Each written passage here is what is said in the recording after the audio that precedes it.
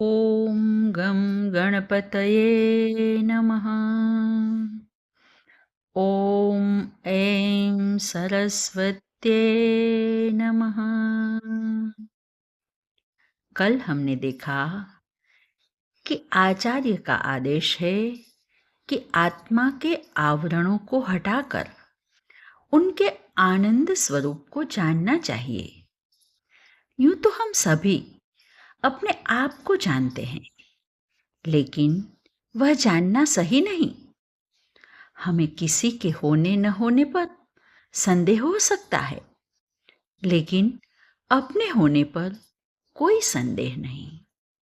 हमें अपने को जानने के लिए किसी माध्यम की भी जरूरत नहीं। मैं पहले था, आज हूं और कल भी रहूंगा। हमारी सत्ता अखंड है। हम अपने आप को सबसे अधिक प्रेम करते हैं, इसीलिए हमारा स्वरूप आनंदमय होना ही चाहिए, क्योंकि प्रेम तब ही होता है जहाँ आनंद प्राप्त होता है। यदि हमारा अस्तित्व आनंदमय नहीं होता तो श्वास प्रश्वास लेना भी कठिन बन जाता। जिजीविषा बनी रहती है, इसका मतलब यही है कि आनंद मिल रहा है। कई लोग आत्महत्या करते हैं क्योंकि वह अपने अस्तित्व से प्रेम करते हैं। यदि हम अपने आप को जानते हैं तो हम आत्मज्ञानी हो गए, लेकिन हम अपने आप को स्थूल रूप से तो जानते हैं, परंतु एवं न जानामि अहम पंचकोशातीत अहम अवस्थात्रय साक्षी। और इसीलिए आचार्य शंकर कहते हैं, मैं को जानो और इस तरह जानो कि अहम सच्चिदानंद स्वरूप। मैं और मेरे पास जो जगत है उसको जानना उतना ही जरूरी है जितना आत्मा को जानना, क्योंकि कारण शरीर जगत का ही तो एक भाग है। इसीलिए जगत कैसा है, क्या है, कैसे बना, इसका प्रयोजन क्या है, यह सब जानना आवश्यक है। यह सब जानने के लिए हमें वेदांत का आश्रय लेना पड़ेगा। वेदांत का मतलब है वेदानाम अंतः निर्णयः इति, यानी वेद की अंतिम निष्पत्ति। वेद का ज्ञान तो परम ज्ञान है।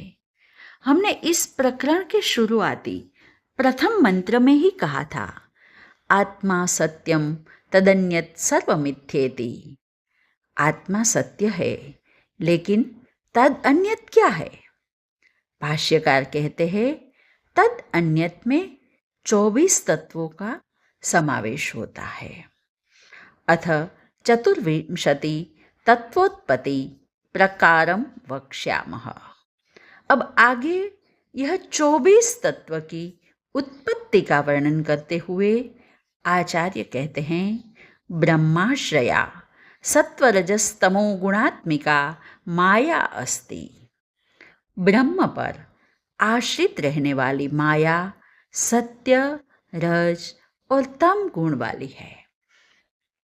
आचार्य कहते हैं कि यह 24 तत्व जहां से उत्पन्न हुए वह माया है। तो प्रश्न उठेगा कि यह माया क्या है? तो कहा गया कि सत्य, रज और तम ये 3 गुण ही माया है। यह तीनों गुण हमेशा साथ ही रहते हैं, इसीलिए कई बार उसे योग माया भी कहा जाता है। अब हमने जाना कि सत्व, रज और तम ये त्रिगुणात्मिका माया है, तो उसका आश्रय कहाँ है? तो कहा गया कि ब्रह्म पर आश्रित यह माया है।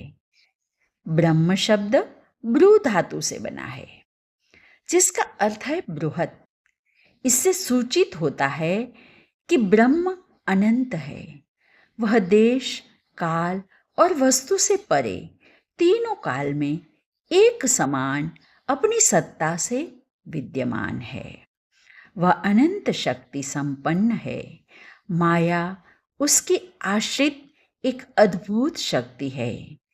वह माया स्वतंत्र सत्ता न होते हुए भी ब्रह्म के सत्यत्व के कारण सत्यवत भाषित होती है। आज बस इतना ही। हरि ओम।